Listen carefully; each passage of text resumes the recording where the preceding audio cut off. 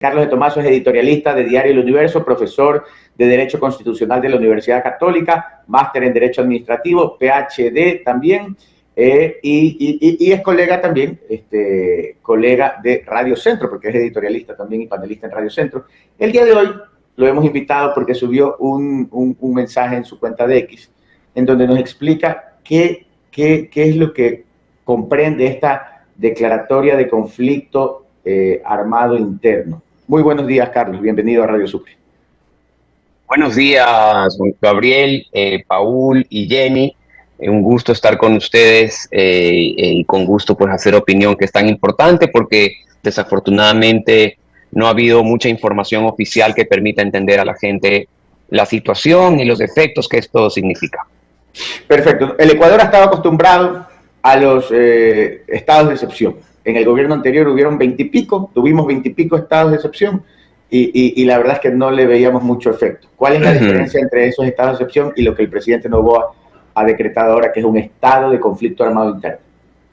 Bueno, primero decirte, lo que sucedió ayer fue el agregar al estado de excepción ya declarado otra de las causales que no se había usado desde que yo recuerdo, que es la de conflicto armado. ¿Por qué no se había usado esa causal? Porque si usas esa causal, implica declarar y reconocer que estás en una situación de conflicto armado no internacional, en otras palabras, para que se entienda, un conflicto armado interno, ¿ok? Y eso significa, en el momento en que tú declaras ese conflicto armado interno, tiene una serie de repercusiones en el derecho. Una de esas repercusiones es que se activan muchas normas y convenciones de derecho internacional humanitario, como la Convención de Ginebra, entre otras, que son normas internacionales que están hechos para proteger a los civiles en situaciones de conflicto armado. Y se activan una serie de protocolos que ambas partes en conflicto deberían acatar. Pero adicionalmente, en lo interno, Juan Gabriel, tiene un efecto de que el estado de excepción le da al presidente la posibilidad de ejercer varias potestades, pero es en proporción a la gravedad. En el momento en que tú marcas el estado de excepción como causal, prácticamente estás habilitando al presidente a ejercer todas las facultades que tiene en estado de excepción, número uno. Número dos, además, hay todo un capítulo del Código Penal que se encuentra, vamos a decirlo así, no aplicado, porque solo se aplica en el momento en que estás en un conflicto armado. Ese capítulo es la sección cuarta, que se llama Delitos contra personas y bienes protegidos por el derecho internacional humanitario, y justamente marca y define varios delitos que se aplican en caso de conflicto armado, entre ellos, por ejemplo, la toma de rehenes, como sucedió ayer, que expresamente te dice que en ocasión y en desarrollo de un conflicto armado, quien prive a otra persona de su libertad, condicionando la vida y su integridad, pues será sancionada con pena de 10 a 13 años, una pena reforzada. Entonces hay una serie de delitos que solo se activan esta sección cuando estamos en conflicto armado, y en este momento estos delitos están en vigencia. Carlos, una consulta. Ayer, cuando estos 13 terroristas tomaron TC Televisión, ya estaban declarados como terroristas y ya estaba declarado el conflicto armado interno. Sí, no me acuerdo por las horas. Habría que verificar porque no tenemos certeza, Gabriel, la hora exacta en la que se firmó y entró en vigencia el decreto declarando conflicto armado. Habría que ver si coincide con la toma, pero si no coincide, igual, pues el secuestro está previsto como delito, actos terroristas también, habría que mirar, pero ya hoy día no tenemos esa duda, ¿no es cierto? Hoy, en este momento. Mi pregunta es, yo a donde quiero llegar es que se sepa cuál es la contundencia de la sanción que va a recaer hoy, a diferencia de la de ayer, porque hoy que estamos en un conflicto armado interno, si estos delincuentes o estos terroristas secuestran a alguien, ¿cuál es la diferencia entre ayer, hacerlo antes de ayer y hacerlo hoy? Que hoy, al estar en conflicto armado, se activan delitos especiales que solamente se activan en conflicto armado y que tienen penas reforzadas, como por ejemplo de 13 años, entre otras penas. Además, al haber en ese decreto declarado a estos grupos como grupos terroristas, también se incorporan a las actividades de estos grupos todos los delitos que sancionen el terrorismo, entre ellos el financiamiento. Ese es otro efecto de lo ocurrido ayer.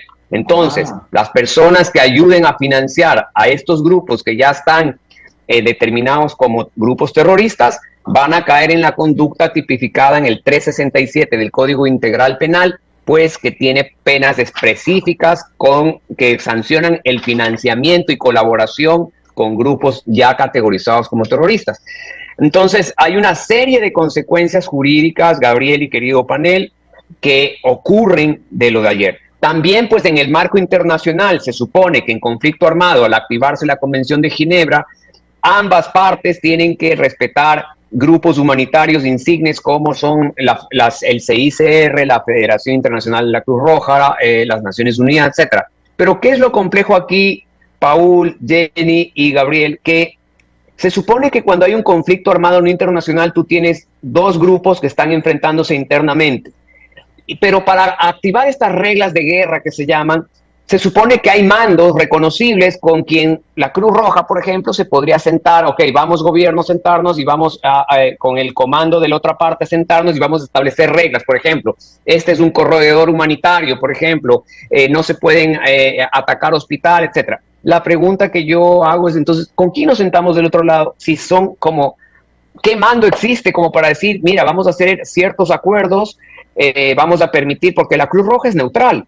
Si hay un herido de las contrapartes, también actúan. Entonces, pero lo complejo de este caso en particular es que yo no tengo, es inidentificable el mando al frente, porque estás hablando de como 17 grupos, claro. Y eso es un problema, ¿no? Ese es un problema específico. Definitivamente mando del otro lado no hay, porque deben existir 17 mandos y a su vez en esos 17 mandos deben haber en cada uno conflictos internos de quién manda.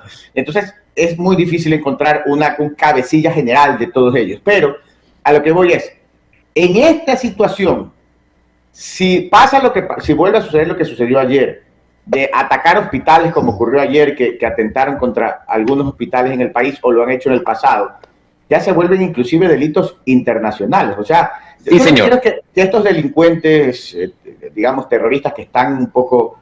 Ayer me dio pena ver niños de 15 años. ¿Qué les habrán dicho? ¿Qué les habrán dicho? ¿Cómo les habrán lavado el cerebro para que entren a atacar un canal de televisión de esa manera? Pero para que sepan, estén conscientes de lo que en la situación actual de estado de conflicto armado interno, o sea, de guerra, atacar un hospital, eso conlleva inclusive sanciones internacionales. O sea, no lo salva ni el abogado de Glass, ni el abogado de Norero, ni ningún abogado los va a salvar. Sí, porque estás violando una de las reglas. Hay personas protegidas que están especificadas en los convenios, incluso en nuestro Código Penal. Establece que en conflicto armado hay cuáles son las personas protegidas y cuáles son los bienes protegidos. Entre las personas protegidas, a propósito, están los periodistas. Los periodistas son personas protegidas en conflicto armado y una agresión a ellos acarrea delito, uno de esos delitos especiales en conflicto armado.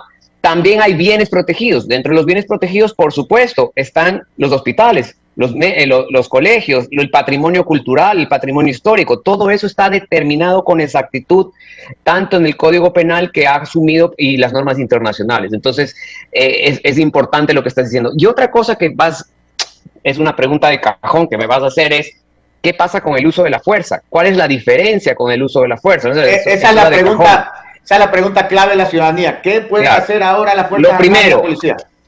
Lo primero, sin conflicto armado declarado, ya existe desde el año 2022 la ley orgánica que permite el uso legítimo de la fuerza, el artículo 8, en situaciones de defensa, uso de la fuerza letal, en situaciones de emergencia, de defensa propia, con el propósito de evitar una comisión de delito que entrañe amenaza o lesiones graves a la comunidad, con el objeto de detener a una persona que represente una amenaza, con el objeto de impedir fuga de personas que representan un peligro inminente, entre otras causales. Sin conflicto armado está previsto aquí. En conflicto armado, ¿qué es lo que cambia? Primero cambia que el contexto de la participación de las Fuerzas Armadas se entiende ya muy justificado o justificado.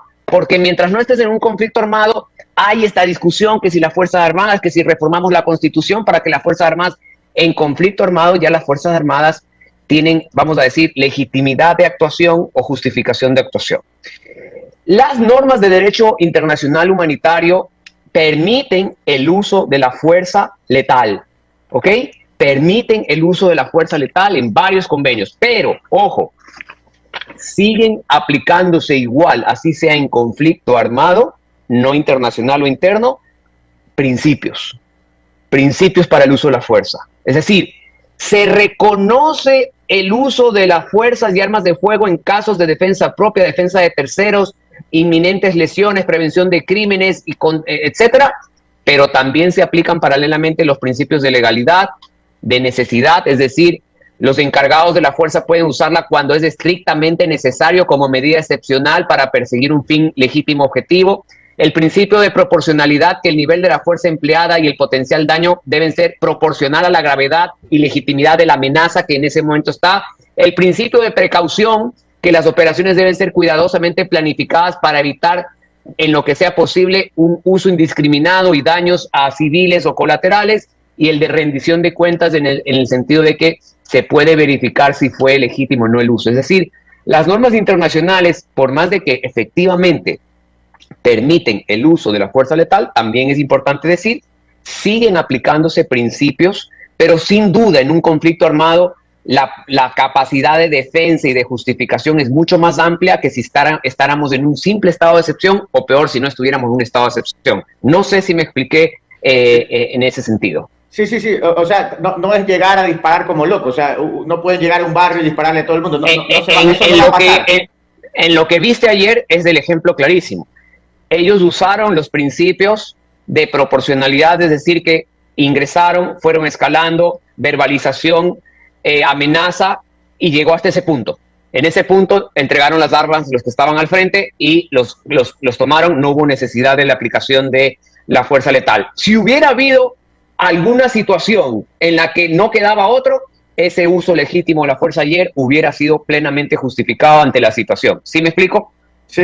O sea que en este momento, digamos que ahora sí los militares pueden disparar, obviamente guardando la proporcionalidad del caso, pero ya pueden disparar. Ahora, sí, está clarísimo. Y es otra cosa importante que estás hablando, es algo. Si tú te fijas, yo lo he venido diciendo en mis comentarios, las Fuerzas Armadas no se sienten cómodas con el marco jurídico actual. Y a eso responden las primeras 11 preguntas que hizo el presidente Noboa. Cuando decían, ¿por qué estás preguntando esto? Si ya está en las leyes. No, eso pide las Fuerzas Armadas. Mucha gente dice, ¿por qué ponen esta pregunta de que los agentes policiales o Fuerzas Armadas van a estar en libertad mientras se investigue si ya está en la ley? No, profundicemos, leamos la ley, y cuando lees la ley dice que se procurará dictarles medidas cautelares, no es obligatorio, y la pregunta sí manda una obligación de mantenerlos en libertad. Hay ciertos temas que cuando se profundiza y te pones en los zapatos de los oficiales, se van a entender muchas de las preguntas que ha hecho el presidente Noboa. Yo he sido uno de los poquísimos que ha salido a defender, porque a lo mejor soy uno de los pocos que ha leído todas las páginas y todas las explicaciones y todas las normas para poder entender, y en un principio, fíjate que yo tuve la misma opinión. Estas preguntas, ¿para qué sirven? Yo mismo debo reconocer mi error, pero cuando profundicé le empecé a encontrar sentido. Sí tienen sentido. Perfecto. ¿Qué opinión tienes? Y con esta pregunta le damos paso a Paul o a Jenny si tienen alguna otra pregunta. ¿Qué opinión tienes sobre la posición y qué tan real es esta posición de la asamblea de ayer anunciada por Henry Kronfle de ofrecer indultos y, ¿cómo se llama? Indultos y creo que amnistías a policías y militares que utilicen la fuerza en su proceder? Bueno, hay una de las nuevas preguntas, se supone que va a tratar sobre este tema, que incluso dentro del proceso puedas ya exonerarlo. Yo siento que es sincera la posición ayer de todas las fuerzas políticas de apoyo en unidad a las decisiones que está tomando el presidente de la República. Creo que es lo que corresponde.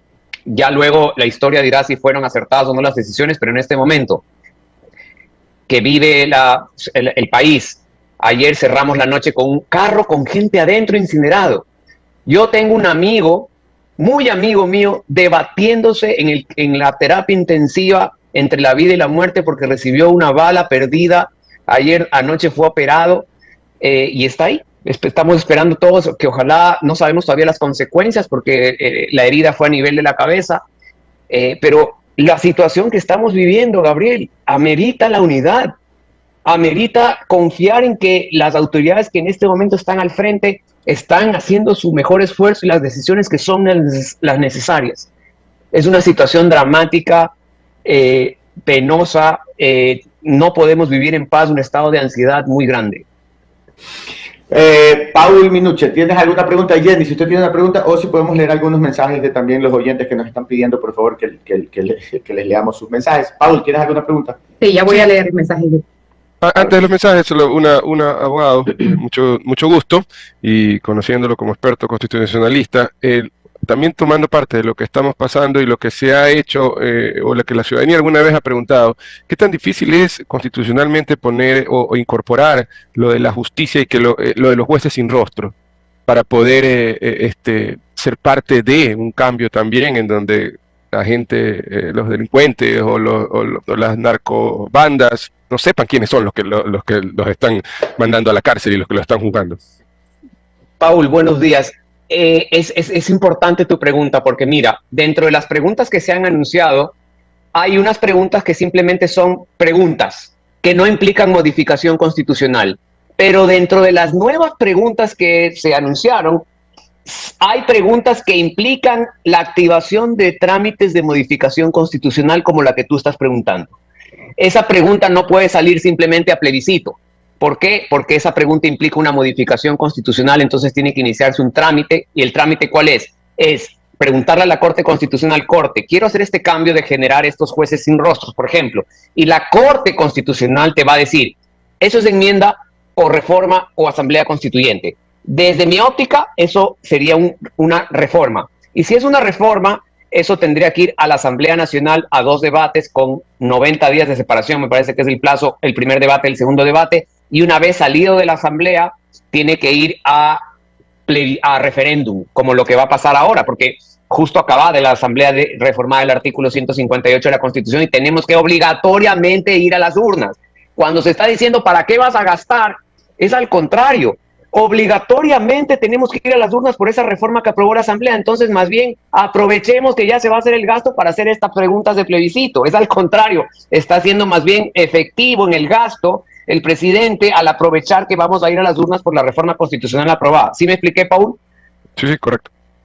Aquí un oyente nos dice que los jueces sin rostro están prohibidos internacionalmente o hay una regulación de eso. ¿Cuál sería la opción para nosotros los ecuatorianos? Hay unos principios internacionales, Gabriel, de que efectivamente como parte de las normas del debido proceso implica conocer quién te está juzgando y esta especie de presencia entre juzgadores y juzgados, inminencia, ¿no es cierto?, que habría que ver cómo se supera o si la Corte lo supera para dar paso a ese tipo de reforma. No digo que sea fácil aprobar esto que preguntó Paul, porque existen estos principios, jurisprudencia de la Corte Interamericana y de algunos organismos de derechos humanos que pudieran provocar obstáculos serios a que se apruebe esa pregunta y que se pueda establecer eso. Ahora, yo te digo, Paul y Gabriel, suponte tú, también pudiéramos hacer, no que sean jueces sin rostro, pero jueces que no estén en el Ecuador. Jueces, abogados ecuatorianos que vivan en el extranjero, que no están sujetos a esta peligrosidad, que se identifican con nombre y apellido, salen en el Zoom, pero no están aquí. Creo que también pudiera funcionar. E inclusive para hacerlo sin reformas pueden despachar desde las embajadas o consulados que se considera territorio ecuatoriano. Claro, se considera territorio ecuatoriano. Sí me explico, es decir, pudiéramos mirar una opción de lo que queremos es jueces no amenazados, jueces libres, ok, que sean abogados graduados en el Ecuador, que no están aquí, etcétera, y que puedan actuar de esa forma. Perfecto. Otra pregunta, sí, tenemos preguntas de nuestros oyentes. Abogado, buenos días, bienvenido. Preguntan, en este conflicto armado interno en el que estamos viviendo ahora, si son aprendidos estos integrantes de los grupos de delincuencia organizada y son menores de edad, ¿ellos tienen la misma forma de juzgarlos? ¿O cuál sería la forma? Permíteme, dame un minuto que estoy con un aviso de que se me va a acabar la batería. Déjame conectarme un minuto al enchufe. Está muteado, Gabriel. Perfecto. Nos saludan desde Tennessee. mucha gente conectada. El día Parece de hoy, que se le conectó la computadora al abogado. Sí, ya se debe conectar, es que se quedó sin pilas. Ya se conecta. Aquí estamos. No, me salió el aviso de que estaba a punto de quedarme sin electricidad, entonces tuve que acudir al enchufe rápido. Ahora sí, perdóname, Jenny, estaba escuchando su pregunta. Sí, inquietudes de nuestros oyentes que mencionan que ahora que estamos en este conflicto armado interno, si alguno de los integrantes de estos grupos de delincuencia organizada son capturados y son menores de edad, ¿se procede de la misma manera para juzgarlos o cambia en algo? Yo entiendo que no soy penalista, pero entiendo que hay un régimen diferenciado cuando son menores de edad y no creo que la declaratoria de conflicto armado, hasta donde yo recuerdo, no cambia ese estatus, es decir, que van a tener un régimen diferenciado en su juzgamiento. Muy buena pregunta, porque ayer, de lo que anunció la policía, dentro de los capturados en TC habían 2 menores de edad. Así es. Estamos con el abogado, estamos entrevistando al abogado Carlos de Tomaso, editorialista de Diario El Universo, profesor de Derecho Constitucional de la Universidad Católica, máster en Derecho Administrativo, PhD, y también panelista de nuestra colega Radio Centro y editorialista también. ¿Alguna otra pregunta, Jenny, de los oyentes que están activadísimos el día de hoy? Bueno, sí, más que preguntas son apoyo totalmente a lo que se menciona, a las Fuerzas Armadas, saludos del suburbio, dicen por acá, buen punto, lo que menciona el abogado, buen punto también lo de su batería, abogado, se ve que el programa fluye, que en vivo no hay nada igual, como dicen por allí, y también están haciendo un reporte, por ejemplo, desde Durán mencionan que todo está cerrado, todos los locales. Pues Durán es un punto particular, pues, ¿no? Dentro de este conflicto. Así es. Sí, y eso es otra cosa que hay que medir. Ya de por sí la situación económica es durísima. En el momento en que entras en un conflicto armado y movilizas todas las Fuerzas Armadas, eso también va a tener un gasto, ¿no es cierto? Un gasto especial no previsto, no presupuestado. Habrá que ver cómo se financia. La activación de conflicto internacional o la declaración de conflicto internacional interno también te abre la posibilidad de apoyos internacionales. Si tú te fijas, varias cancillerías, la primera que vi fue la de Argentina, Javier Milei, expresó el apoyo al Ecuador y ofrece recursos logísticos para ayudar a afrontar esta crisis, y así luego vino la embajada americana, etcétera. Entonces, esto también te aporta o te abre puertas para poder obtener ayuda en equipos o de financiamiento como Estado, o también ayuda técnica o asistencia técnica, ¿no es cierto? Tenemos países cercanos como México y Colombia que han manejado pues conflictos, y también se activa la Convención de Ginebra para que grupos humanitarios como el CICR, la Cruz Roja, Naciones Unidas puedan entrar en territorio hostil para tratar de lograr reglas que protejan a la sociedad civil.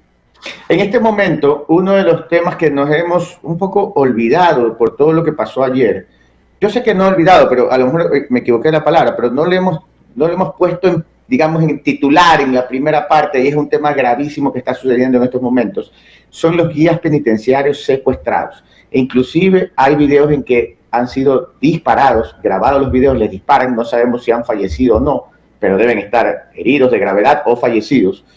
Y eso está pasando en este momento. En varias cárceles hay guías penitenciarios que ya llevan 3 días secuestrados, se cree que han asesinado a algunos. En este momento, con esta situación legal que tenemos en el país de conflicto armado interno, las Fuerzas Armadas ya tienen toda la potestad de ingresar con fuerza letal y contundente. ¿Cómo se maneja eso ahí? Dentro de las causas por las cuales se puede usar fuerza letal, tanto en la ley que está vigente desde el año 2022, como en las normas de derecho internacional, está, por ejemplo, el controlar las cárceles y evitar fugas.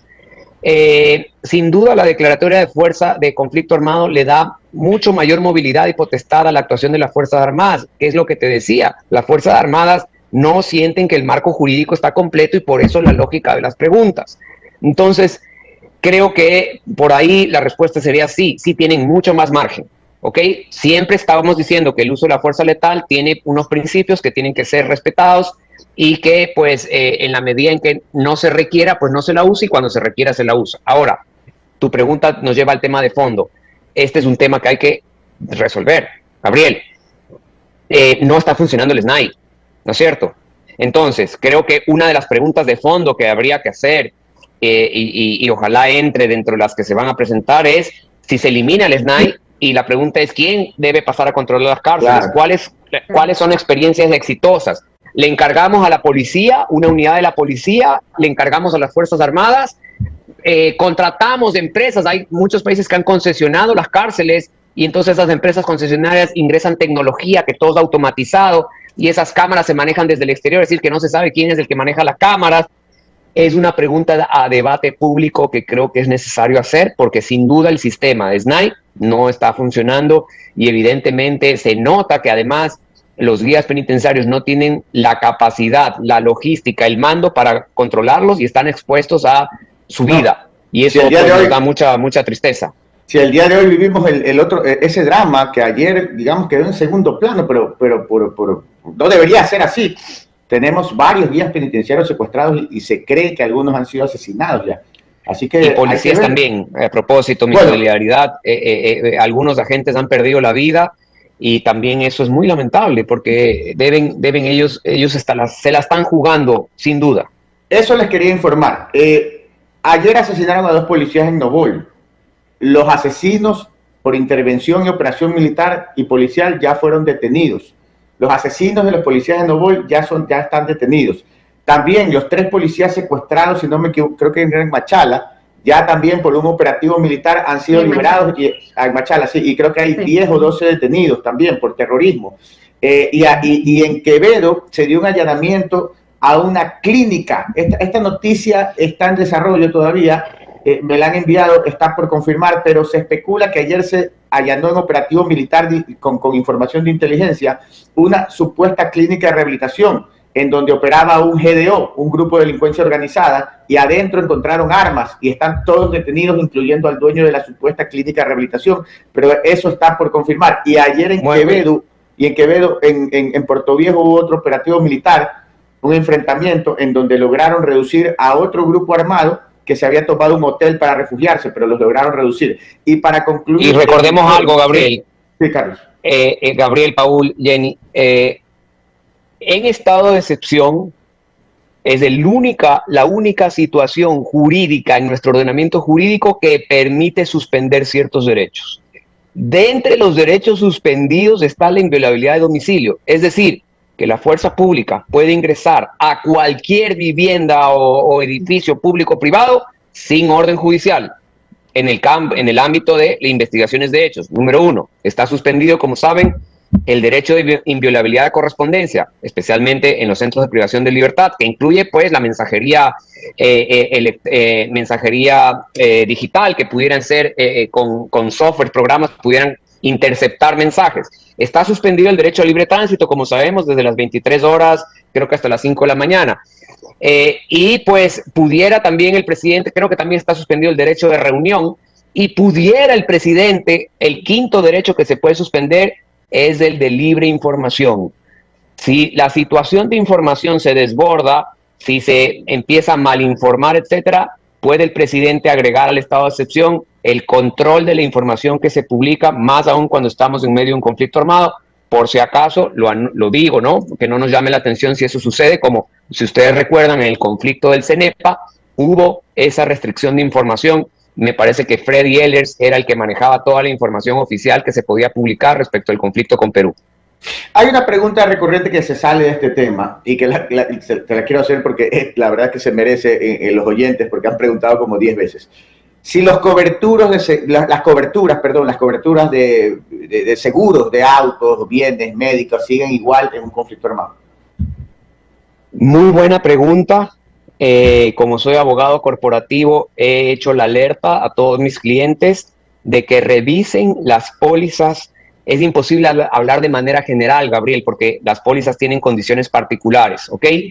En esas condiciones particulares, algunas pólizas pueden tener como excepción de cobertura cuando se está en un conflicto armado. Como ya está declarado oficialmente y ya no es una suposición, sino que el Ecuador ha dicho estamos en conflicto armado interno, pueda haber pólizas de seguro que en este momento no tienen cobertura. Entonces, mi consejo, ¿cuál es? Revisen sus pólizas de seguro o llamen a su broker, su asesor de seguros, para que les certifiquen si en este momento están o no están en cobertura. Perfecto, perfecto. Habría que ver, aquí dicen que hay conflicto armado interno o con otro país, pero igual es conflicto armado, habría que revisar la póliza, aplica en los dos casos, revisar la póliza. Sí, señor, y además, otra cosa, hay otras pólizas que excluyen de cobertura actos terroristas o el terrorismo. Como estos grupos han sido declarados como grupos terroristas, entonces, si alguna póliza, si algún bien es afectado por un acto, entre comillas, terrorista, pudieras también tener problemas de cobertura de ese seguro. Por eso, importantísimo, misión de hoy en día, que me preguntas, ¿qué podemos hacer hoy? Revisen sus pólizas de seguro, importante tener certezas en ese sentido. Perfecto. Información de la Policía Nacional, ayer 70 detenidos, 3 policías liberados, 17 PPLs recapturados, de los que se fugaron, ¿no? 8 artefactos explosivos controlados. Les recuerdo que ayer la policía en labores de inteligencia logró detener, les doy un solo ejemplo, lograron detener un taxi en donde iba un sujeto terrorista con un tanque de gas y unas dinamitas, y lo lograron detener y se evitó el ataque. Y como ese, hay 8 casos más en que la inteligencia de la policía y los militares funcionó y detuvieron ataques. Han retenido o incautado 15 bombas molotov, 9 armas de fuego, 308 cartuchos o balas, 6 motocicletas y 6 vehículos.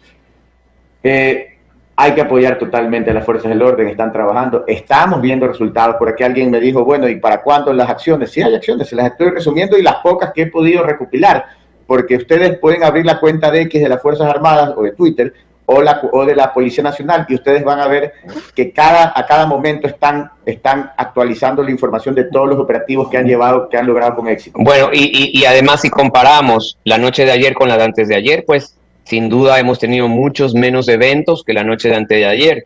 No significa que nos tenemos que confiar, no significa que no, pero pues yo sí noto, no sé si ustedes sintieron lo mismo, noto que las Fuerzas Armadas, con la declaratoria de conflicto armado, que para mí fue pedido de ellos, fue exigencia de ellos, se sienten más cómodos en su actuar que antes de esa declaratoria.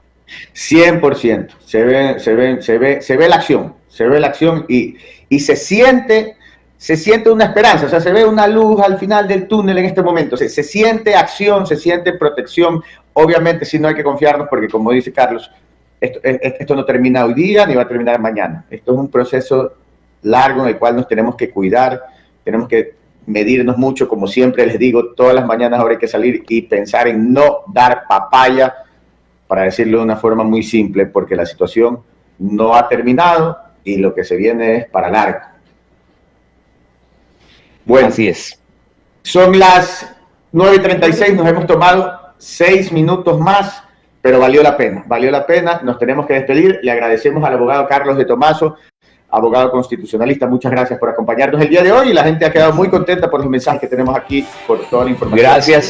Gracias a ustedes, creo que es importantísimo que la gente entienda lo que estamos viviendo. Le pido yo al gobierno hacer un esfuerzo adicional de hacer una buena campaña de comunicación oficial para explicarle a la ciudadanía toda la situación. Entiendo que están sobrebordados con todo lo que ha pasado, se entiende, pero también entiendan que es muy importante de que no salga yo, es mucho más importante que no salga Gabriela Roba, ¿no? Sino que salga alguien de Estado dando la información oficial y la explicación oficial, ¿no es cierto? Así que ese es mi mensaje final. Perfecto, 9:37 a.m. Muchas gracias a todos, gracias Pablo, gracias Jenny, gracias a los oyentes, gracias abogado Carlos de Tomaso. Nos despedimos.